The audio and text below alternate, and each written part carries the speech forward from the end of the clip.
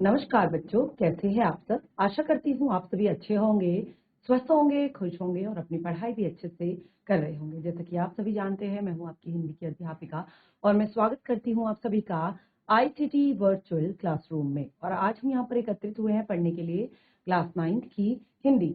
Class 9th की हिंदी में हम यहाँ पर पढ़ रहे हैं अपनी 36 पाठ्य पुस्तिका भाग 1 का चैप्टर 3, तो चैप्टर 2, तो जिसका नाम है लहसा की ओर। और इस चैप्टर को हमने अपने लास्ट सेशन में स्टार्ट किया था।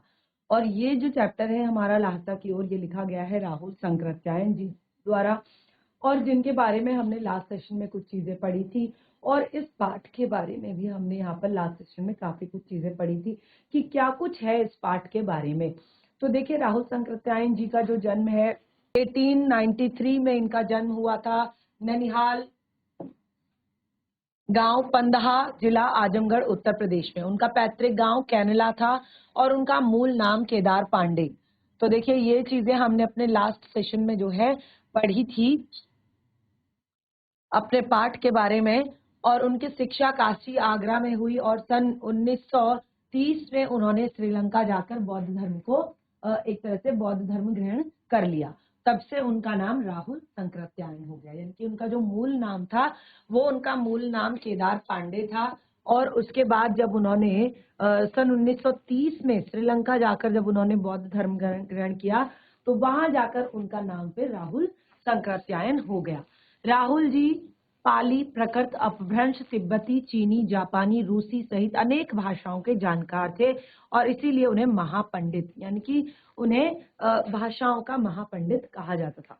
और सन 1963 में उनका देहांत हो गया। तो यहाँ तक की चीजें मैंने आपको बताई थी उनके बारे में, यहाँ तक की चीजें हमने पढ़ी थी। और मैंने आप लोगों से भी कहा था कि आप बाकी की चीजें जो है अपनी पाठ्य पुस्तिका से पढ़ें।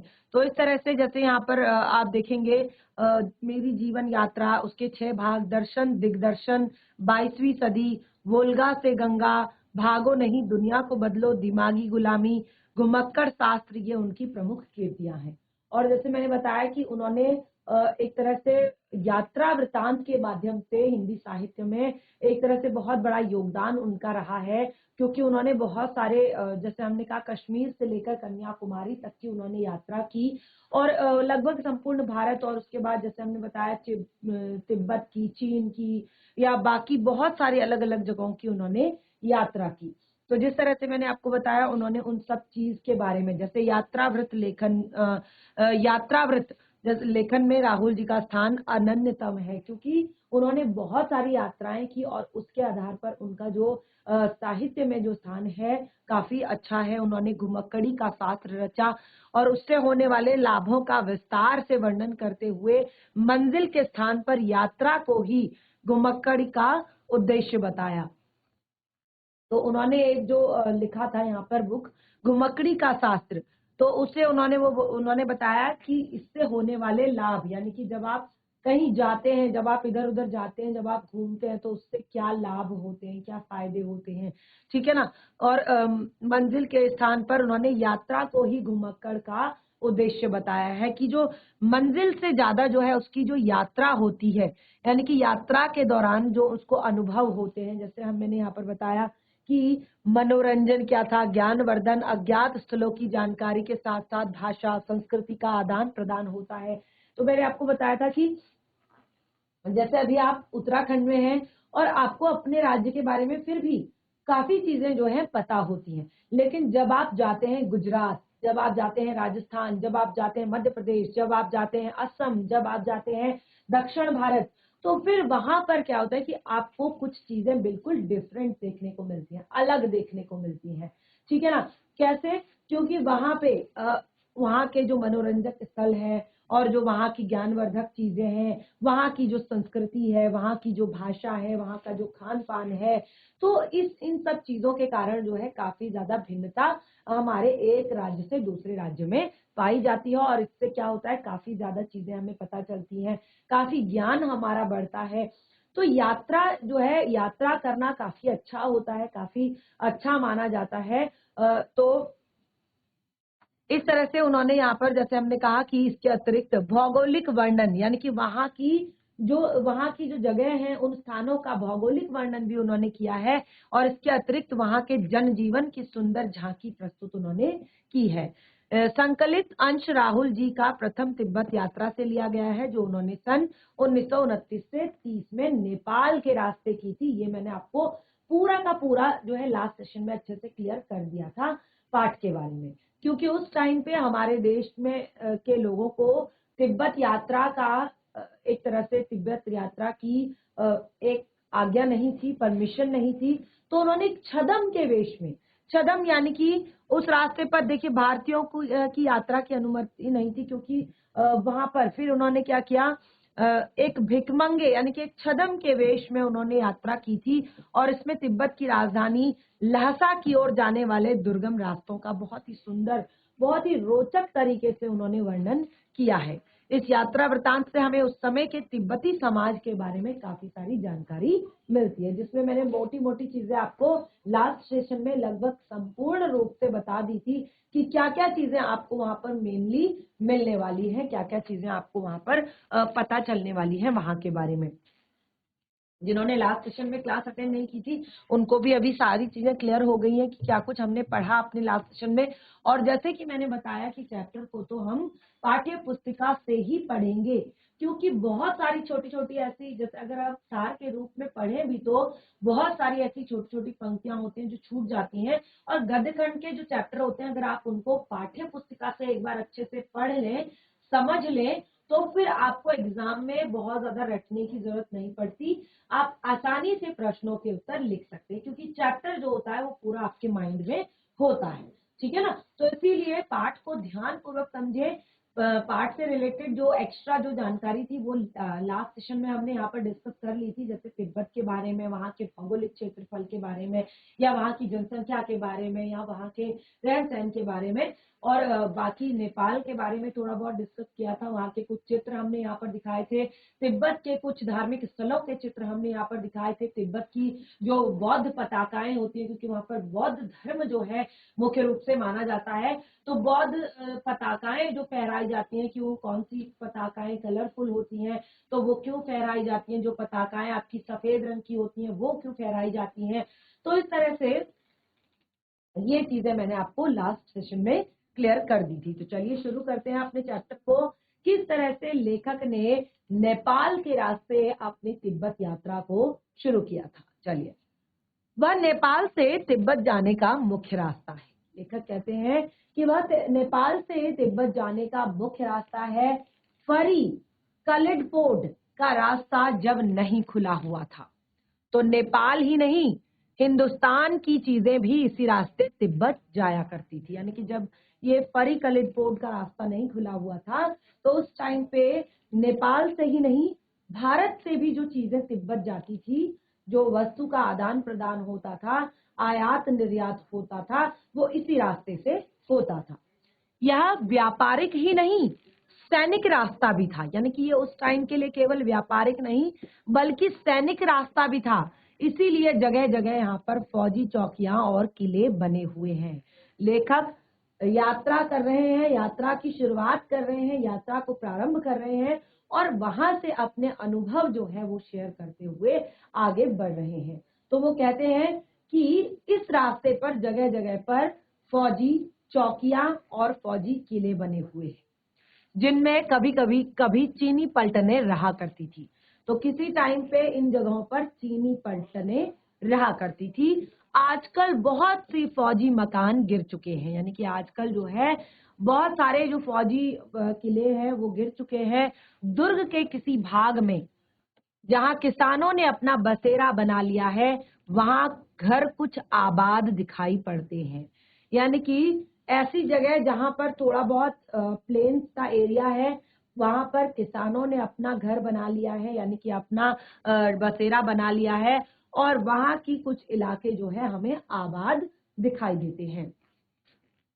ऐसा ही परित्यक्त एक चीनी किला है। परित्यक्त यानी कि जिसको त्याग दिया गया हो, अब जिसका यूज ना होता हो। ठीक है, परित्यक्त, परित्यक्त यानी कि त्याग देना। अब जहां पर पहले चीनी पलटने रहा करती थी, अब वो किले जो है खाली पड़े हुए हैं, परित्यक्त है, त्याग दिया गया है जिनको। एक चीनी किला था, वो कहते हैं वहां पर हम चाय पीने के लिए ठहरे। तिब्बत में यात्रियों के लिए बहुत सी तकलीफें भी है। वो कहते हैं कि तिब्बत में जो यात्री यात्रा करते हैं उनके लिए बहुत सारी तकलीफें भी है और कुछ आराम की बातें भी हैं।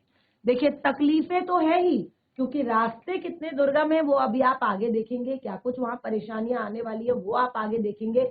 लेकिन कुछ आराम की बातें भी हैं, कुछ रिलैक्स की बातें हैं, वो यहाँ पर ऐसी हैं जो मैंने आपको बताया था कि वहां पर जाति पाति, छुआछूत का कोई सवाल नहीं है। यानी कि कोई भी ऐसा नहीं है कि ये छोटी जाति का है, ये उच्च जाति का है, ये निम्न वर्ग का है, ये उच्च वर्ग का है। जाति पाति का, ऊंच नीच का कोई भेदभाव नहीं है। क्योंकि अक्सर क्या होता है कि लोग कई बार इसलिए भी लोग अपने घरों में किसी को नहीं बुलाते हैं, कभी अपने घर में उसको खाना नहीं खिलाते हैं, अपने घर में उसको रहने नहीं देते हैं। तो वहां पर ऐसा कुछ नहीं है, सबसे बढ़िया बात। दूसरी, और ना ही वहां की औरतें पर्दा करती हैं, यानी कि ना ही वहां की औरतें जो है पर्दा करती हैं। बहुत निम्न श्रेणी के भिखमंगों को लोग चोरी के डर से भीतर नहीं आने देते, नहीं तो आप बिल्कुल घर के भीतर चले जा सकते हैं, चाहे आप बिल्कुल अपरिचित ही क्यों ना हो। देखिए, आज के टाइम में जब भी हमारे घर पे कोई डोर बेल बजती है तो सबसे पहले या तो हम अपने अंदर जो सीसीटीवी कैमरे हमारे लगे होते हैं उनमें हम चेक कर लेते हैं कि कौन बाहर खड़ा है, नहीं तो हमारे दरवाजे पर एक होल होता है उसमें हम चेक करते हैं कि कौन बाहर खड़ा है, नहीं तो हम पूछ लेते हैं कि कौन बाहर खड़ा है। इस तरह से हम दरवाजा खोलते हैं। दरवाजा खोलने पर भी जब कोई परिचित ही हो या हमारा जानने वाला हो तभी हम उसे बैठने के लिए कहते हैं, अन्यथा हम उसको बैठने के लिए नहीं कहते। क्योंकि ये एक विश्वास भी आज की दुनिया में बहुत ज्यादा नहीं रहा इंसानों का इंसानों पर। लेकिन उस टाइम पर वहां पर एक तो छुआछूत जैसी कोई बात नहीं थी, ऊंच नीच जाति पाति जैसी कोई बात नहीं थी, और दूसरा कि विश्वास लोगों को बिल्कुल बहुत सारा था। यानी कि किसी भी व्यक्ति को अगर कोई बहुत ही निम्न श्रेणी का भिखारी आ गया तो उसको अंदर नहीं आने देते थे, क्योंकि एक डर था कि कहीं ये चोरी ना कर ले, सिर्फ चोरी का डर। बाकी जो है आप अंदर आ सकते हैं, घर के अंदर आ सकते हैं, बैठ सकते हैं, अपनी चाय खुद बना सकते हैं, अभी आप देखेंगे। और जैसे हमने कहा कि वहां पर औरतें जो है पर्दा नहीं करती थी, पर्दा प्रथा जैसी कोई चीज वहां पर नहीं थी। तो घर की जो बहुएं हैं, जो बेटियां हैं, वो अपनी जो सासू होती है उनको अपनी झोली में से चाय दे सकते थे। वह आपके लिए उसे पका देगी, मक्खन और सोडा नमक दे दीजिए, वह चाय चौड़ी में कूटकर उसे दूध वाली चाय के रंग में बनाकर मिट्टी के टोटीदार बर्तन में रखकर आपको दे देगी। यानी कि अगर आपके पास सामान है चाय बनाने का तो आप अपना सारा सामान उन्हें दे सकते हैं, और वो उस टाइम पे किस तरह की वहां पर चाय, देखिए नमक उस पे सोडा और मक्खन डालकर वो चाय बनती थी। अगर ये सब आपके पास है आप उसको दे सकते हैं, वो आपको दूध वाली चाय अच्छी सी बनाकर दे देगी। यानी कि कोई ऐसा पर्दा या ऐसी हिचक वाली कोई बात नहीं थी। यदि बैठक की जगह चूल्हे से दूर है और आपको डर है कि सारा मक्खन आपकी चाय में नहीं पड़ेगा तो आप खुद जाकर चौड़ी में चाय मथ कर ला सकते हैं। यानी कि अगर आपको बैठक रूम में बिठाया गया है और आपको लगता है कि आपका पूरा का पूरा मक्खन नहीं डाला जाएगा, आपकी मक्खन के साथ चोरी की जाएगी, या फिर आपको शक है कि आपकी पसंद की चाय नहीं बनेगी, तो आप जाकर अपने आप चौड़ी में चाय मथकर जो है ला सकते हैं। चाय का रंग तैयार हो जाने पर फिर नमक और मक्खन डालने की जरूरत होती है। जब चाय बन जाती है तो उसके ऊपर से फिर नमक और मक्खन डाला जाता है। वो कहते हैं कि इस तरह से वहां पर जिस परित्यक्त किले में वो रहे वहां पर उन्होंने चाय पी, और वो कहते हैं कि परित्यक्त चीनी किले से अब हम चलने लगे। वो कहते हैं वहां से उन्होंने अब फिर से चलना शुरू किया तो एक आदमी राहदारी मांगने आ गया, टोल टैक्स, ठीक है ना, राहदारी मांगने आ गया एक आदमी। जो आपने देखा होगा ना आजकल रास्ते में टोल टैक्स बनाया जाता है, जो रास्ते में टोल लगता है हमारे रास्ते में जाने में, उसको राहदारी कहा जाता है। तो एक आदमी वहां पर राहदारी मांगने आ गया, यानी कि टोल मांगने आ गया, और हमने वह दोनों चिटें उसे दे दी। शायद उसी दिन हम थोड़ला के पहले एक आखिरी गांव में पहुंच गए। यहाँ भी सुमति के जान पहचान के आदमी थे और भिखमंगे भी, एक तरह से भिखमंगे भी रहते थे, रहते भी ठहरने के लिए अच्छी जगह मिली। तो अब क्या हुआ कि जब उन्होंने वहां से आगे बढ़े तो उसी दिन वो थोड़ला के जो आखिरी गांव था वहां तक वो पहुंच गए। और जिनके साथ वो यात्रा कर रहे थे, उनका नाम था सुमति। और सुमति के जान पहचान के कुछ आदमी वहां पर मिल गए और कुछ भिखमंगे भी वहां पर ठहरे हुए थे। और वो कहते हैं इसी तरह से हमें भी वहां पर रहने की थोड़ा बहुत जगह मिल गई थी। 5 साल बाद हम इसी रास्ते लौटे थे और भिखमंगे नहीं, एक भद्र यात्री के वेश में घोड़ों पर सवार होकर आए थे, किंतु उस वक्त किसी ने हमें रहने के लिए जगह नहीं दी और हम गांव के एक सबसे गरीब झोपड़े में ठहरे थे। तो लेखक बताते हैं कि आज के बाद 5 साल बाद भी हम यहाँ पर आए थे, लेकिन उस टाइम पे हम भिखारी के वेश में नहीं आए थे, हम बिल्कुल एक आम आदमी की तरह यहाँ पर आए थे। लेकिन उस टाइम पे हमें वहां पर किसी ने ठहरने की, किसी ने रहने की जगह नहीं दी और हम गांव के एक सबसे गरीब झोपड़े में ठहरे थे। बहुत कुछ लोगों की उस वक्त की मनोवृत्ति पर निर्भर है, यानी कि बहुत सारी चीजें जो होती हैं वो लोगों की मनोवृत्ति, ठीक है ना। अब जैसे हमने कहा कि कई बार जो होता है कि हम अलग अलग जो घर होते हैं, अलग अलग, आपने देखा होगा कि कुछ लोग जो होते हैं वो जो बाहर भिखारी आता है उसको पानी भी दे देते हैं, उसको खाना भी दे देते हैं, उसको थोड़ी देर बैठने के लिए भी दे देते हैं, या फिर उसको और कपड़े अन्न जो भी है उसके घर पे, उनके घर पे वो दे देते हैं। और कुछ लोग होते हैं जो दरवाजा भी नहीं खोलते, ठीक है ना। तो ये सबकी अपनी अपनी मनोवृत्ति है, सबके अपने अपने विचार हैं और समय के साथ विचार परिवर्तित भी होते हैं, चेंज भी होते हैं, टाइम के अकॉर्डिंग बहुत सारी चीजें चेंज भी हो जाती हैं, ठीक है ना। तो वो कहते हैं कि ये सब जो है लोगों की उस वक्त की उनकी मनोवृत्ति कैसे, तो वो उस पर ये सारी चीजें निर्भर करती हैं। वो कहते हैं खासकर शाम के वक्त छड़ पीकर बहुत ही कम होश हवास को दुरुस्त रखते हैं। यानी कि शाम के टाइम पे वहां पर ज्यादातर लोग जो है छड़ पी लेते हैं। छड़ यानी कि उनकी जो लोकल मदिरा होती है, लोकल शराब होती है, जो वो अपने आप बनाते हैं अपने चावल से या अपनी बाकी चीजों से, ठीक है। तो वो लोकल जो उनकी मदिरा होती है उसको पीकर जो है वो बहुत कम ही होश हवास को दुरुस्त रखते हैं, यानी कि बहुत कम वो होश हवास में होते हैं। इसीलिए शायद जो है उन्होंने रहने की जगह नहीं दी होगी, ठीक है। तो ये सारी चीजें जो है उस वक्त की मनोवृत्ति की, उस टाइम पे इंसान का मन कैसा है उस पर निर्भर करता है।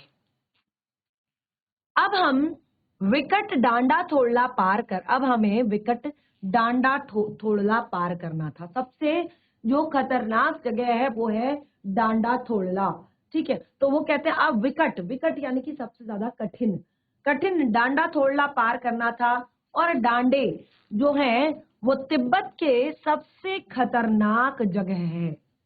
और आप देखिए कारण क्या है, क्योंकि 16-17 हजार फीट की ऊंचाई पर होने के कारण उनके दोनों तरफ कोई मीलों तक कोई गांव गिराव नहीं होते।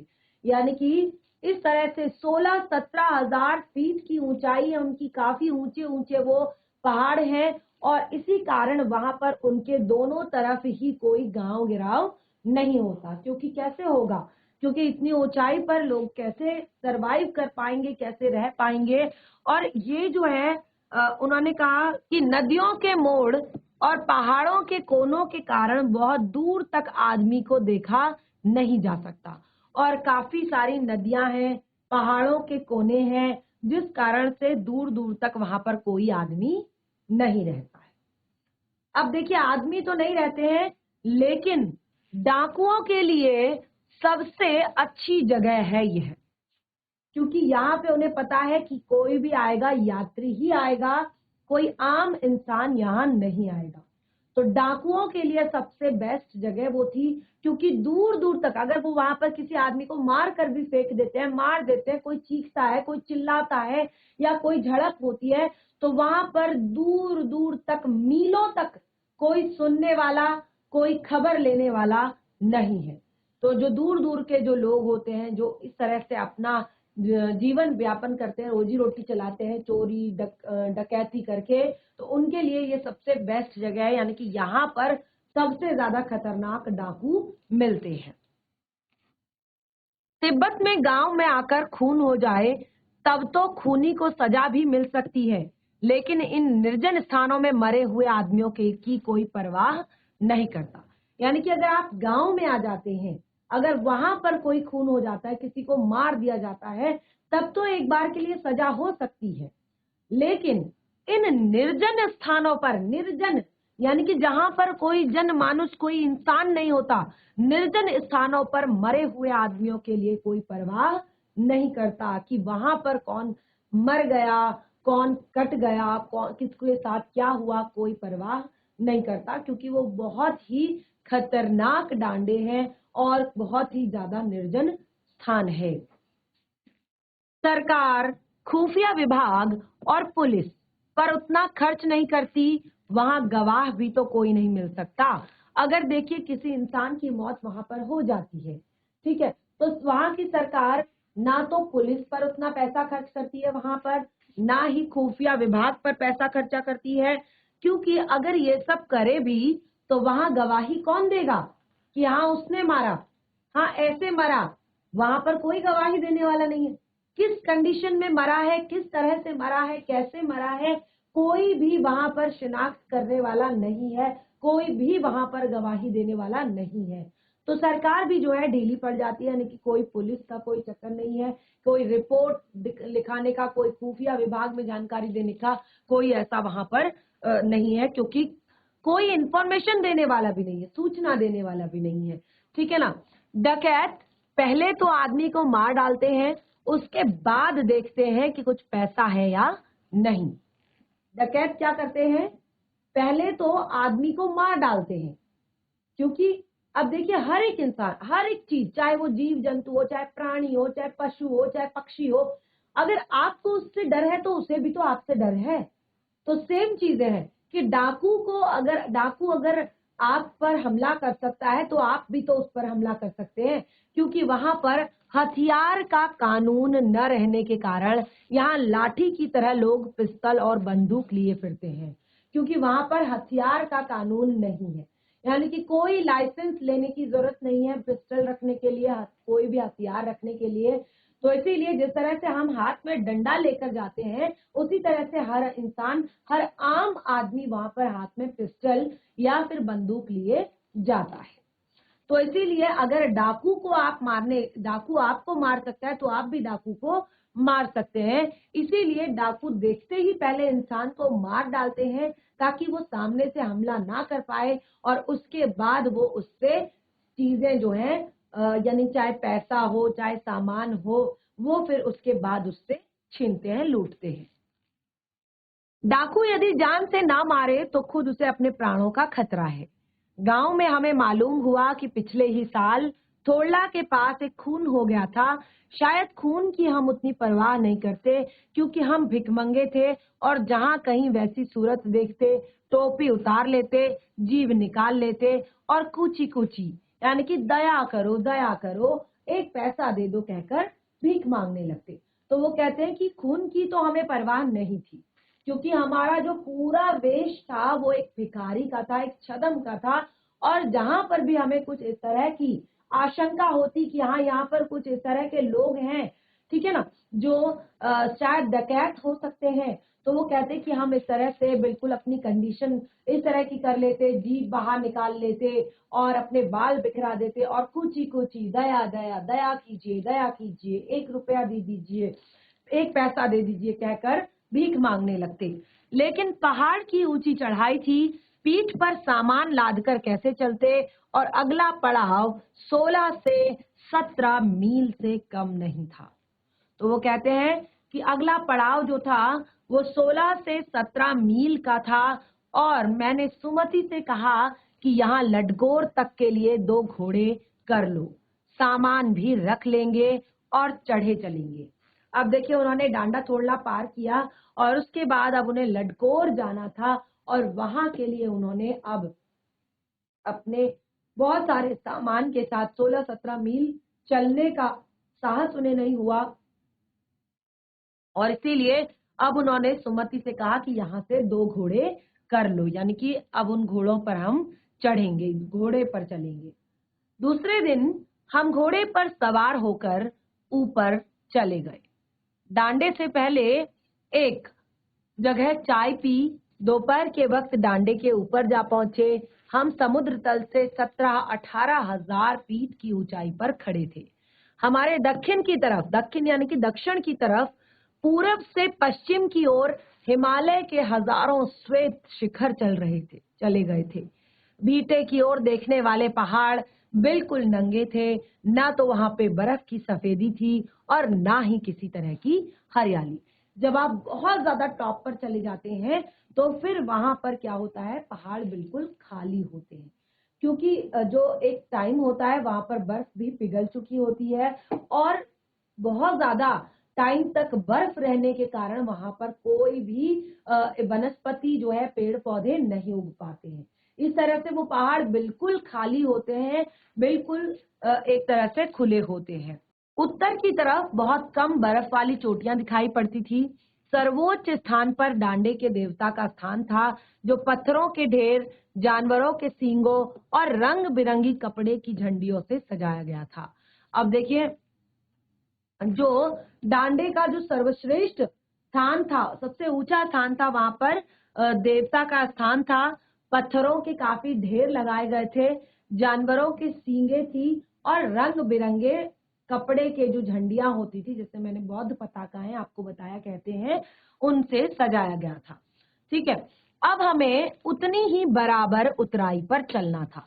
तो जिस तरह से ये अगर पहाड़ है तो इन पहाड़ों पर चढ़कर उन्हें पहले यहाँ चढ़ते हुए फिर यहाँ उतनी ही उतराई पर जो है उन्हें चढ़ना था, उतरना था। ठीक है ना। चढ़ाई तो कुछ दूर थोड़ी मुश्किल थी, लेकिन उतराई बिल्कुल नहीं। वो कहते हैं कि चढ़ाई तो कुछ दूर थोड़ी मुश्किल थी, उतराई बिल्कुल भी नहीं। और वो कहते हैं कि लेकिन शायद 1-2 और सवार साथी हमारे साथ चल रही थी। वो कहते हैं कि जहां से हमने घोड़ा लिया वहां से 1-2 और सवार जो थे वो हमारे साथ चल रहे थे। और अब उनका घोड़ा यहाँ पर एक और उनके साथ मुश्किल आई कि उनका जो घोड़ा था वो स्लो हो गया था, बहुत धीरे धीरे चलने लगा था। क्योंकि इन स्थानों पर जो है, अगर आप समूह बनाकर चलें, ग्रुप्स में चले, झुंड बनाकर चले तो ही बेहतर होता है। लेकिन अब उनका घोड़ा जो है स्लो हो गया था, काफी धीरे धीरे चलने लगा था। और वो कहते हैं उनको लगा कि जैसे वह थकावट के कारण ऐसा कर रहा है। अब उनको ऐसा लगा कि उनका घोड़ा जो है थकान के कारण या थकावट के कारण ऐसा कर रहा है। तो इस तरह से अब यहाँ पर जो है आगे को काफी इंटरेस्टिंग तरीके से हमारी यात्रा और ज्यादा मजेदार होने वाली है, रुचिकर होने वाली है और काफी सारी चीजें आपको समझ में आने वाली हैं कि किस तरह से क्या अब उनका घोड़ा जो है उन्हें लडकोर तक समय पर पहुंचा पाएगा, या उसके आगे भी बहुत सारी चीजें अभी उन्होंने यहाँ पर देखनी है और अनुभव करनी है और आपको भी जाननी है। तो उन सब के लिए हम यहाँ पर मिलेंगे अपने नेक्स्ट सेशन में। आज जो भी पढ़ा है उसको घर पर एक बार रिवाइज कीजिए। कहीं पर भी आपको लगता है कोई डाउट है तो उसे नेक्स्ट सेशन में क्लियर कीजिए। तब तक के लिए धन्यवाद। आपका दिन शुभ।